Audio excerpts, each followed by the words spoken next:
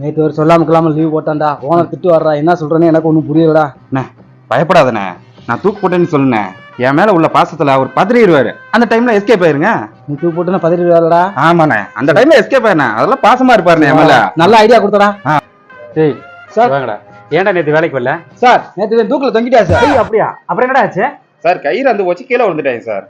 ஏண்டா எவனாச்சும் இப்படி செய்வானாடா? உனக்கு கொஞ்சம் கூட புத்தி இல்லையாடா? ஏடா நான் தான் இருக்கேன் இல்லடா. பரவாயில்லடா. ஓனது போகும்போது உன் மேல இவ்வளவு பாசம் வச்சிருக்காரு. நான் தான் சொன்னேண்ணே, நீ தான் நம்ப மாட்டேங்கிறியா? பரவாயில்லடா. ஏன்டா கேட்டிருந்தா நல்ல கயிறை வாங்கி அனுப்பிச்சிருப்பேன்ல. பரவாயில்லடா. நல்ல மரியாதை வச்சிருக்காங்க. உன்கிட்ட போய் நான் லீவு ஐடியா கேட்டேன் பாரு.